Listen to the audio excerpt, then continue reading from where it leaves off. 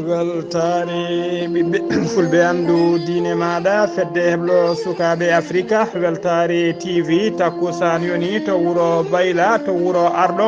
to wuuro boborela bokke guminuma to gajeri to jomandawalo to gawdi gooti to dara halayɓe to jabali duɓe to beeli coyi ko on takkusan juula ha e nder galle ceerno mamoudou waddudu cité a segna yumbela dakar ha to galle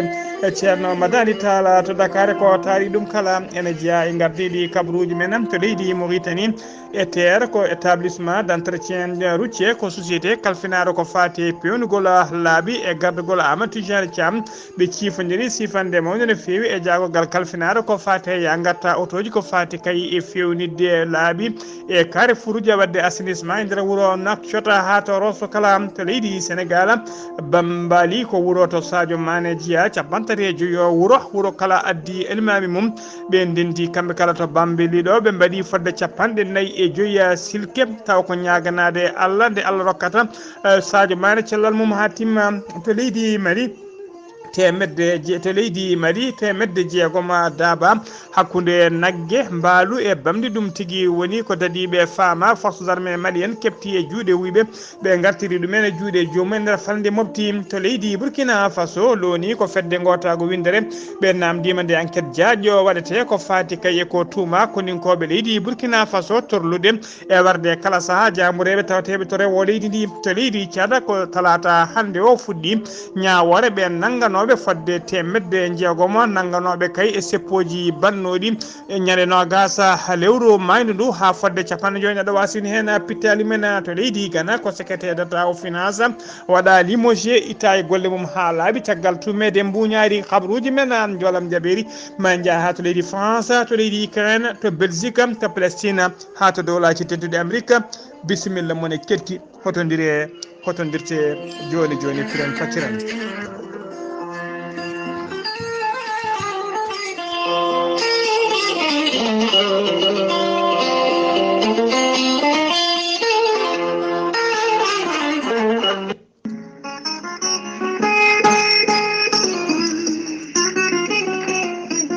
ceerno Djiby Sy ko wittiyanke leɗɗe ko safriyanke safruji fina tawa ceerno Djiby Sy ko jaadiɗo ɓalawal e danawal kala ceerno Djiby Sy ko laaɓɗo reedu malaɗo wune ceerno Djiby Sy ne safrata fiji kewɗi ɗi jiida cirol omo safra wonduɓe kista fibroma dogam sita diabète cholestérol asmo ɓandu ƴakkoru ustoraɓe goragu e yawɓe yitade koyemumen ceerno Djiby Sy ene yawra rewɓe ronkuɓe sowade dartoraɓe e rewɓe wonduɓe e gorko seedane walla sattoraɓe dewle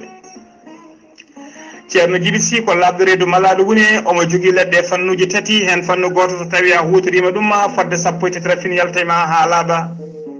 fannu goɗɗo so tawi a hutorima ɗum fodde sappo e jeenayi rafin yaltayma ha laaɓa fannu kesa mo ceerno Djiby Sy yiite ko ɓooyani waddete koye gawri samme walla gawri ndemiri so tawi a waɗi no wirumani fodde temedere rafima yaltema ha laaɓa ceerno Djiby Sy ene jogui pegge e usula bawɗe neldede kala nokkus neɗɗo woni taw ko ɓeydoje arsigaji pirtoji dabaruji ceerno Djiby Sy ne yawran ɓen ɓe arsigaji men kippi ceerno Djiby Sy ko laaɓaɗo listihara so tawi jiɗɗa wonde listihara ko inde ma inde nene maɗa dokkatamo haala ko wone ma ha mbiya yoni so tawi ko wonɓe leydi Mauritanie ko ujunere mbuuɗu so tawi ko wonɓe leydi Sénégal e dendagal leyɗele takkiɗe leydi Sénégal kala ko temedde nayyi CFA ceerno Djiby Sy ko laaɓɗo reedu malaɗo woni mo wiya dendagal kilineɓe makko kala to mbawɗa wonde safaruji ma e leɗɗe ma ne mbawi yettade ha no hannirta ni ceerno Djiby Sy ne andina kilineɓe mum e oɗo ñalawma hande omo tawi to wuuro to base makko tawateɗo to Djouma e nder leydi Sénégal kala jiɗɗo jokkodirde e makko so tawi ko numéro leydi Sénégal mbatta ko 78 163 24 82 so tawi noon ko yiɓɓe hebdemo to banggue WhatsApp ko numéro makko leydi Mauritanie hutorto ko 47 22 80 84 ceerno Djiby Sy ne andina kilineɓe mum wonde base makko tawateɗo to Nouakchott legal tinnette ka base o ne tawe ɗon miñi ko ene wiya Alassane Sy ko laaɓɗo reedu ganduɗo golle ɗe kala jiɗɗo jokkodirde ceerno Alassane Sy mbatta ko 32 62 04 99 walla mbaɗa 48 10 0013 ceerno Djiby Sy ko laaɓɗo reedu malaɗo woni musidɓe tedduɓe mbadden danɗo faade makko.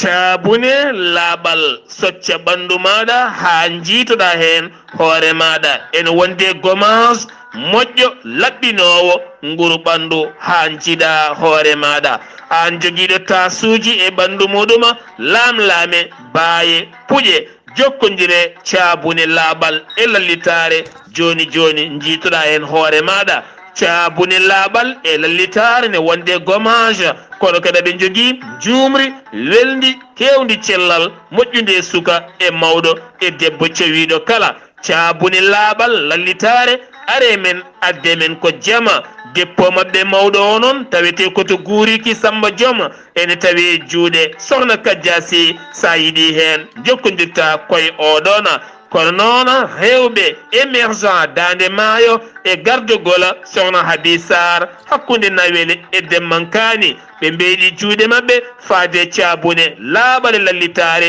mo deppo mum mawɗo hande o tawete to guuriki Samba Diom e juuɗe sohna Kadia Sy sa yiiɗi hebde caabune lallitare laaɓala woto woɗɗu joni joni min dokkirma ɗen tonggode so tawi koto guuriki gonɗa jokkodirta koye sohna Kadia Sy mbatta ko 77 509 45 84 so tawi noon ko gardiɗo rewɓe émergent Dande Maayo woni sohna Haby Sarr mbatta ko 77 507 30 93 so tawi noon gonɗa koton cuuɗi meɗen Nawela jokkodirta koye Rougui Sarr mbatta ko 77 517 25 78 so tawi gonɗa koto Demmankani jokkodirta koye Boy Soumare 77 902 00 04 so tawi gonɗa koto Galoya sohna Aissata Touré 77 218 09 98 so tawi koto Mauritanie gonɗa e Sénégal e nokkuji ɗi kala hen ɗo gonɗa sa jokkodireɗo hen tonggode maɓe kalane to tawata caabune lallitare laaɓal ne wonde gommage kamen jumri kala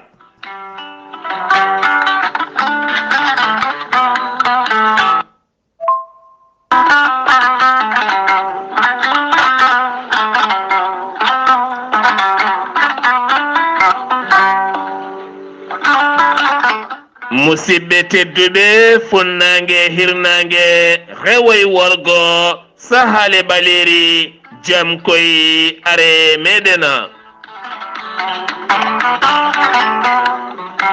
jam garɗo e men ko kiiɗo hen lekki kewki kawisaji cafroki ñabboji kewɗi cuuɗotoɗi e nder ɓalli ko wayno joguiɗo caɗele AVC karƴaga mo ƴiƴam dogata e ɗaɗi muma neɗɗo toƴiɗo ɓandu musoru ɓandu jaaɗoru ɓandu wuloru jokkodire gorel teyya joni joni keɓa hen ko laaɓi sa yiɗi hebde site gorel teyya janggana hoore maɗa ha ganda ñaw mo joƴƴiɗa o mbete gorel teyya ne safra ɗuma jahata koto site mabɓe internet a mbaɗa www.gorelteyya.com ma janggan hoore maɗa ngan sanga jokkodira e tonggode gorel teyya keɓa hen ko laaɓi so tawi koto Italie gonɗa jokkodirta koye ceerno Abouli mbatta ko plus 39 339 85 66 739 so tawi koto Espagne gonɗa jokkodirta koye Boy Amadou Touré mbatta ko plus 34 643 29 22 96 so tawi koto Centre Afrique gonɗa jokkodirta koye Ibrahima Diallo mbatta ko 00 236 75 75 08 so tawi koto États-Unis d'Amérique gonɗa jokkodirta koye Aboussa Kawral Fouta Business plus 1 34 77 01 56 77 so tawi koto leydi France gonɗa jokkodita koye Haruna Ngayda mbatta ko 00 mbatta ko 00336 50 99 64 43 musidɓe tedduɓe baddene dando faade gorel tayya cafloro ɗena kettode kaburuji mon e ɗemngal pulaar Afrique, Asie, Europe, Amérique, Moyen-Orient, Océanie. Jam hire mon musidɓe tedduɓe eɗen gone talata 15 lewru novembre hitande ujunnaji ɗiɗi e nogas e ɗiɗi habruji mon e ɗemgal pular e sowte ko musidɗo mon sehil mon Ghalii Abuu Bah to karallagal ha mbawon yiden to banggue YouTube ko miñi men sehil men Saydou Abou Bah hono mbiruɗen e gardidi kabruji men koto leydi Mauritanie pudorɗen Mohamed Cheikh la Ghazwani ko hoorejo gendi Mauritanie o joddima aleta hanki o 14 lewru novembre batu e ɓen taw ko tambiɓe landaji witeɓe majorité woni tigui landaji gollotoɓe e landa laamu ka ɓe joddima noon ɓe jewtidi ko juuti no fewi kayim ko fati kayim e ɗin hakkude mabɓe ɗiɗon hakkude makko e ɗiɗon landaji taw ko wadduɓe junggo e fandu e landa wite ka insaf woni landa laamu ka ɓe jewtidi noon ɓe tawtora batu ngu noon hono ministre makko taw ko ministre secrétaire général à la présidence de la république biteɗo Moulaye Mohamed Lakdafa wondude directeur cabinet makko kanko hoorejo leydi ndi hono biyeteɗo isilmo wula Cheikh Ahmed sappo e jeeɗiɗo neɗɗo taw ko ardiɓe landaji dawrugol taw kadi ko landaji majorité woni tigui ɓattiɗi hoorejo leydi ndi ɓe mbawi tigui tawtorede e nguɗon batu ɓe notitima hen ɗum noon batu ngu waɗi koto palais présidentiel wonno mujibu batu ngu noon ko yewtidde e fewjidde ƴettidde peeje kay ko fati kay heblanade ɗiɗon sumgoji tijjaɗi ɗo e 2023 hoorejo leydi ndi noon erimama ɓe kamɓe kala nde ɓeyto tinnare ɓe ɓeyde darde mabɓe ɓe ɓeyde coordination hakkude mabɓe heblanade ɗiɗon sungoji kamɓe nottiɓe batu ngu kala kamɓe kala ɓe kolliri weltare mabɓe e ngoɗon erago ngo hoorejo leydi ndi bismiɓe ɓe kolliri kadi ɓe nani ɓe paami ɓe jaaɓi ko hoorejo leydi no hoorejo leydi wirini ha joni ko leydi Mauritanie keddoɗen l'association des consommateurs ko fedde darnine wonande ɓen consommateur nder leydi Mauritanie ene tawi kolliri tigui eɓe jertina yimɓe wonde kay e oɗo saaha joni eɓe jertina Mauritanaɓe e wurɓe nder leydi Mauritanie kala wonde ne tawe e nder jeeheɗe Nouakchott pomme de terre taw ko pomme de terre mo moƴƴani e innama ade moƴƴani ni ha e jawdi on pomme de terre noon haaɓe kolliri tigui ene tawe oɗo saaha joni ne wayno leydi e nder jeehe leydi nder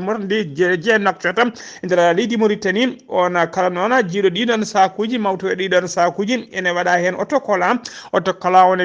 ene winda hen bindi français ene hollire wonde ñamde ɗum wonande jawdi e wonande innamade kala wona hunde moƴƴere ɓe mbaɗi erago noon faade ɓesgu leydi mari kala ne mbattata hakkillaji no fewi nden toon ɓe erima laamu ngu kadi nde dartone dole mum ponno ha dendagal oɗon pomme de terre kala wawa yaltinede ha laaɓa e nder jeehe ha joni ko leydi Mauritanie keddoɗen hono mbiruɗen gardini kabaruji men e terre ko établissement d'entretien routier ko société halfinaɓe ko fati e toppitade laabi e goudron ngaji nder leydi Mauritanie e gardugol Ahmed Tidiane Thiam directeur général société o ɓe keeɓi noon sifande ɓuttere no fewi taw ko nde ɓe ciifodiri e ministère de l'équipement et du transport nden sifande noon taw ko marché gré à gré marché o noon ko fewnidde e wadde ko wiyete assainissement laabi e carrefour uji tawteɗe e nder Nouakchott ha e nder wuuro Roskala jaru marché o noon ene qiime ha 3 milliards 704 millions 322 mille 810 francs 810 uguya taw ko haalis e limore yinde nde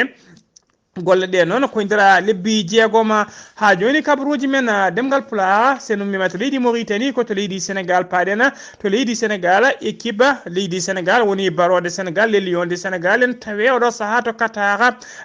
Qatar nayɓe toon noon ko tawtoriyede coupeeri ɓe ɗemni ɗaftiniriyede coupeeri du monde coupe du monde altine hanki noon teskama ɓe puɗɗima entraînement mabɓe ɓe on entraînement noon tawtoraka ɗum Sadio Mané noon e oɗo saha joni gondude gagnande musnene fewi to Bambali to non ko wuro to Sadio Mané jiyam to hutaka to dendaga ton taskama ton duwawuji e sadakeji mawdini fewi mbaɗama toon ñaganademo Allah nde Allah rokkatamo cellal makko ha timma ha wawa tabi tawtorede ndiɗon kuɓeri beele kadi équipe Sénégal o ene wawa hebde polgo walla tigui waɗa coupe mum hano hannirtini to Bambali capantati e joyi imama ummoriɓe e nder capantati e joyi wuuro kamɓe kala ɓe potiti e nder Bambali ɓe poppitide nder Bambali ɓe mbaɗi capanɗe nayya e joya silki alqurana noon ñagade Allah kay nde Allah rokkata Sadio Mané cellal Allah rokka équipe Sénégal wadde coupe o hano hannirtini silkeji ɗi noon kanji kala ɗi mbaɗa koye to juma mawɗo mo Bambali taw kadi on juma ko halis Sadio Mané yaltini halis ha timmimahi on juma hano hannirtini ha joni kabaruji men ɗemngaľ pulaar to jamñajo ñande jamma aleta ina wiyata altine ɓennuɗo ko bandiji joguitiɓe ha teddi jani e nokkuji des infrastructure industriel to jamma ñaajo ɓe mbaddi noon garmi gara gendarme ɓe joguiɓe ndenka e kisala wurgo gendarme ɓe noon mbari hen bandi goto bandiji ɗi noon jinno tigui ko yande e galle goto taw ko expatrié woni tigui koɗo bandiji ɗi gaari koye auto mo hinde 4x4 eɓe mbaɗi kaggule ɓe mbaɗi kaygule nden noon gendarmeɓe wonnoɓe ordoyade ko ɗon tigui perɓodire mabɓe kamɓe bandiji ɗi noon ko kamɓe tigui iidi fellude ɓeɗon gendarmeɓe ko ɗon gendarmeɓe kañumen lutti piya mabɓe mbari tigui hen bandi goto ɓe nangui kadi bandiji ɗiɗi goɗɗi ɓe teɓima ɗumen ha joni ko leydi Sénégal keddoɗen chef hono Shérifa Cheikh Sidel Khayri Aidara o laatima khalifa keso taw ko khalifa général Qadriya mo Nimzat ko ñande aljuma 1 lewru novembre gonɗen du ko nden tigi o waɗa intronisé woni o joƴina e pliyan khalifagal ngal to leydi Mauritanie ene tawtora cérémonie o noon miñiraɓe makko e autorité ji Mauritanie naɓe autorité ji leydi Sénégal kewɗi no fewi khalifa o noon o yetti o mani o dunima Macky Sall hoto gendi Sénégal e ɓesgu leydi Sénégal kala khalifa o kadi weeɗi jungo wonande dendagal khalifaɓe e dendagal seremɓe almuɓe tawateɓe nder leydi Sénégal kala o weeɗiɓe jungo salminiɓe o juurimaɓe o ñaganimaɓe kadi moƴƴere o holliri kadi wonde omo yetta Allah mo yettaɓe darde mabɓe fayidine no fewi darnade diine islam o koto leydi Sénégal ha joni keddorɗen ko talata hande o to woni ñawore taw ko nangganoɓe to nokku biteɗo cikki noon tawi kadi ko garde koruji Ousmane Sonko ñaworde nde noon waɗi koto tribunal mo Mbuuko sabu subaka law noon teskama tigui taw dadiɓe hewɓe mbawi tigui arde ɓe couvre tigui tribunal o ɓoyani mum kadi yiyama werla mawɗo camion mawɗo ene rimdi dadiɓe ɓe hinde beele rouge en ɓenne gaari mbawde tekkinde nden ka e kisala hollirama noon so wona jayniyankoɓe hay ɓenne taw ko joguiɓe badja ala ɗacceteɗo naata e nder galle to e nder suudu ñawirde to hollirama noon jayniyankoɓe noon kala hen joguiɗo badja mum so holliri ene ɗacce naata ha joni ko leydi Sénégal keddoɗen jento Jacques Mbawo sappo e tati sagata taw ko wuyɓe kaggule en woni tigui ɓorniɓe laafaji ɓaleji nannuɓe koyemumen ha ala ko heddi so wona guite laati jani tigui taw ko arɓe hinde taw arɓe werlamo hinde 4x4 pikkoba gujjonoɗo to ASECNA ɓe jani e magasin biteɗo Auchan tawteɗo to Jacques Mbawo nde kamɓe bandiji ɗi nde ɓe jetti noon ɓe yiiɗi tigui ɓe gaari toon noon ko sanga 3h du matin nde ɓe jetti nde ɓe yiiɗi pellude ko vigile o caggal ɗum kadi ɓe pelli vitre uji magasin o ɓe mbawi rewde to ɓe keeliɗo haɓe naati nder magasin o ɓe tawi toon coffre-fort uji ɓe keeli coffre-fort uji ɗi sikkatnode ma kalis tawa hen kono ala koɓe tawi toon so wona kayisaji caggal ɗum noon ko ɗon tigui ɓe jalti ɓe linciti magasin o ɓe tampi ɓe ƴewno ko haalisa ɓe jiitani police scientifique noon ari waɗi constat muma e oɗo saaha joni losguji jaji nana uddite hen ha joni ko leydi Sénégal keddoɗen Abdou Latif Coulibaly ko secrétaire général du gouvernement mo leydi Sénégal oɗo saaha kala wona karɗo cellal hollirama ni oɗo saaha omo tampi sanne omo tawe to leydi France ko antirɗo toon e nder cuuɗi cafriɗi eɗen mbiya tan yo Allah hokkumo cellal makko ha timma kanko e julɓe kala ha joni kabaruji men e ɗemngal pulaar to leydi Sénégal jen ha to Ziguinchor jaɓɓuɗen musidɗo men sehil men Amadou Issa Kébé. kum salam wa rahmatullahi taala wa barakatuhu Ghalii Abuu Bah salmitama e dennangal hettoɓe Weltare TV kabruji garaɗen ɗo e nder Ziguinchor hande de jeheten ko to e Kapsikiring ina wayno muuma jamma Casamance jogiiɓe jam Casamance ɓe ndenti toon to Kapsikiring to eɓe jewta ɓe mbiɗe jam Casamance woni koye juuɗe mabɓe ɓe noddi laamu ngu noon yo ittu manda are baɗaɗo e Salif Sadio e wondiɓe mum kamɓe jeenayo ɗo ɓe jeeya fof yoɓe jagge ɓe mbawa artude ɓe jooɗoɗo ɓe mbawa yewtude jam Casamance beele jam one arta Casamance ko ɓuuri yawde yaccade ina wayno no ɓe kolliti on tuberculose ina heewi on toon banggue e paludisme woni jontinoje e ñawbitegu sida raaɓo hakkude debbo e gorko ina wayno jaggama toon 60 debbo ina jeeya commune taw ngala kayitaji ngala yamirore laamu jogiiɓe yamirore laamu yo jeeya commune ɓe ko 160 debbo ɓeɗo noon ina janti hen ina wayno sandarmuri jaggi ɓeɗo jaggama toon kadi e yeeyoɓe yamba ɗum noon eɗen gandi Awa Sow oɗo jogui affaire tourisme ɗo e Sénégal o ummima Dakar o ari ɗo e nder Casamance Kafountine Kapsikiring fewde Ziguinchor omo ƴeewa hôtelaji ɗi beele gonka tourisme en ka ina jogori fewde walla fewata oɗo Dieynaba Diatta oɗo dey o addi ballal makko to e Oussouye ina wayno 50 élève jikkinaɓe men ngala doole o addi ballal ko fewte batte kayeji e bikuji e sakuji o wawa wallidde ɓe pour haaɓe mbawa janggude jangde mabɓe nde wawa yarude yeeso hanki dey ɗo pirsaki ina wayno ko hulɓini musiba waɗi ɗo yenno subaka nde élevage jalti rikkison eɓe cukalel gorel ina yaara duuɓi nogas ona yaara duuɓi jeeɗiɗi mataɓe gone foɗodirde buuɗi nogas hakkude mabɓe ina wayno jaaro duuɓi 10 o sorti paaka fi cukalel jaaro duuɓi jeeɗi ngel e guddol ɗum noon cukalel ngel ɗon tan yaadani e wonki saami sandarmori noon ari jaggi ngel ɗo cukalel oɗone kadi nawama morgo to e hôpital régional ɓe udditi enquête noon nde wonno sukaɓe soɓe jatti rikkison ina heewi kareli taliji ɗi ko masa Allah ko ma molane Allah sukaɓe ɗo taccirtani guila e auto ji ha e jakartaji yentude e kareli hakkude mabɓe ɗum noon ñaguete tan ko yo Allah reeno Weltar TV musidɗo mon Ahmad Issa Keɓe gorko mbotto kabruji ɗo fuɗo radio Zik FM jokkondude e Ghalii Abuu Bah yalla koye walde jam allahumma amina seydi Keɓe so ummima to Ziguinchor koto leydi Mali paaɗen to leydi Mali e nder région de Mopti dadiɓe ɓe leydi Mali ɓe hinde fama woni forces armées malienne wonnoɓe patrouille mumen ɓe hinde mission spéciale ñande alkamisa 10 lewru novembre gonɗen ɗo ɓe kolliri tigui wonde ɓe kefti e juuɗe ɓeɗon wuyɓe taw ko rukkiyankoɓe ɓe kefti e juuɗe mumen kene ɓuura temedde jeegom daaba hakkude kolce 4 hakkude muɗum e baali e beya wondude bamdi kala ɗum noon ɓe kefti ɗum koye nder falde nokku biteɗo soda gou e nder région de Mopti dadiɓe ɓe noon daabeji ɗen mbiɗen ko 4 baali beya wondude e bamdi kala ko ñande aljuma 11 lewru novembre gonɗen ɗo ko nen tigui ɓe batti daabeji ɗe kala e juuɗe ɓeɗon wiyeteɓe autorité ji administrative e wuro ngo cérémonie o noon waɗi koto kamoɓe mbiyata kan mo sufuru laye e tawtorede autorité ji administrative e autorité ji coutumier région de Mopti kala e yesso kadi représentant chef de secteur 4 de l'opération Maliko hono commandant Amadou Touré e tawtorede kadi maire Soye hono biteɗo Baba Diallo holliri hen weltare mum mawde no fewi saabu kadi e nder ɗiɗon 4 keptari taw ko 4 gujjunoɗi hollirama tigui kolce makko ne tawe hen o holliri noon kanko Baba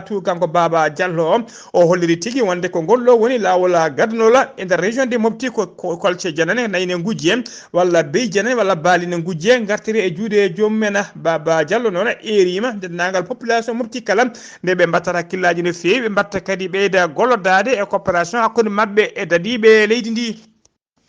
ha joni ko leydi Mali keddoɗen ministre de l'économie des finances tawi kadi ko kañuma woni gouverneur Bad woni banque africaine de développement o joddima altine hanki o 14 lewru novembre en audience e biyeteɗo Désiré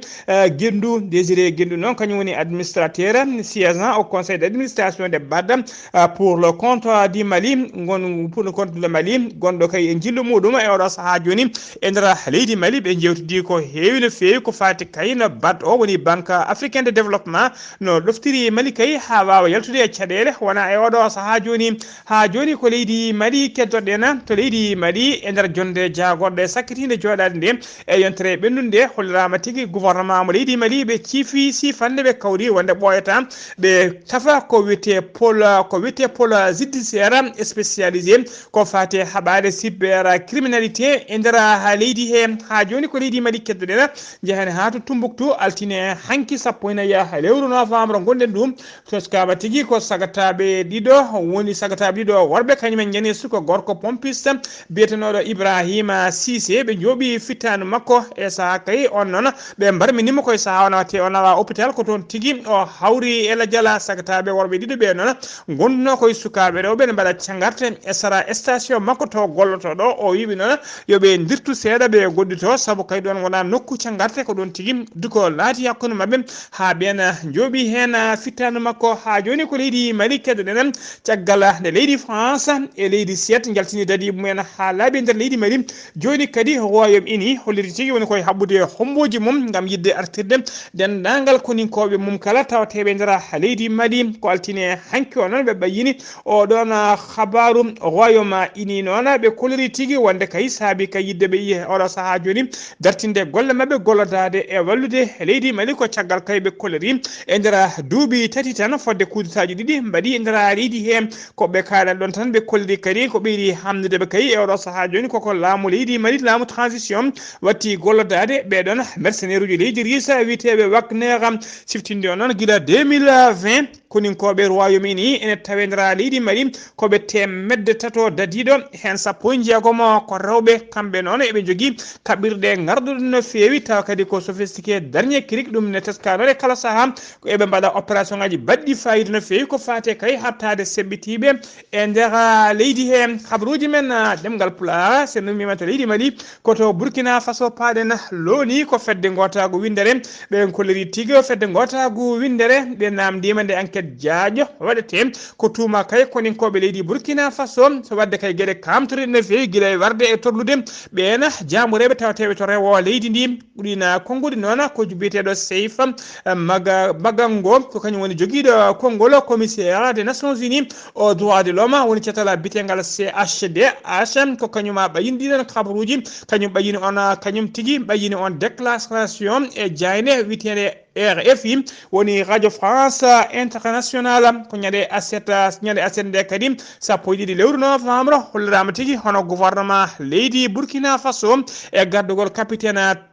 Traoré ɓe kolliri tigui woɓe namdinoma nde enquête udditte hen beele kay ko tuuma e ɓeɗon ko nin koɓe ƴeewe so tawi ko gonga ɓe ndewne lawol ha joni kabaruji men ɗemgal pulaar to leydi Tchad paɗen to leydi Tchad ɗon ko subaka talata hande sappo e joyi lewru novembre fuɗɗi woni tigui uddital ko fate ñawore ɓen nangganoɓe fodde temedde jeegom neɗɗo nangganoɓe kay e seppoji bannoɗi ñande nogasa lewru août mayduɗo ɗum ha fodde capanɗe joyi neɗɗo wasini hen pittali men fodde temedde tato mbarmino hen to nokku biteɗo Mongo e nder région mo Guéra kamɓe noon ko ñalawma hande o ñawore nde fuɗɗi wonande kay ɓen nangganoɓe hen koto leydi Ghana udditen kabaruji men dongre Afrique journaliste d'investigation biteɗo Anas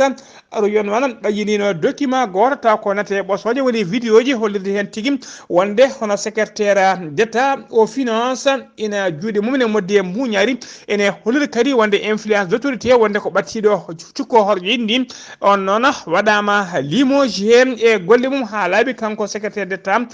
aux finances waɗama limogé e golle makko ha laaɓi kabaruji men joolam jaɓeri koto leydi France paɗen temedde ɗiɗo capantato nayo neɗɗo rescapé woni tigui ɓe Allah danduno e layru kayi taw ko wonnoɓe bateau biteɗo Océan Vinci ko bateau tawa kadi ko bateau humanitaire kostunoka to nokku to leydi France nokku biteɗo Toulon ɓen noon e nder ɓen noon temedde ɗiɗi capantato nayo hen capanɗe nayo e nayo ko leydi France holliri tigui ko mbatte expulsé woni koko nawrte ha leyɗele mumen caggal kayde ɓen leydi France salini ɓen capanɗe nayo e nayo ko wiyete demande asile mabɓe hono holliri kay Gérald Darmanin on ko jagorgal leydi France kalfinare ko fate gueɗe nder leydi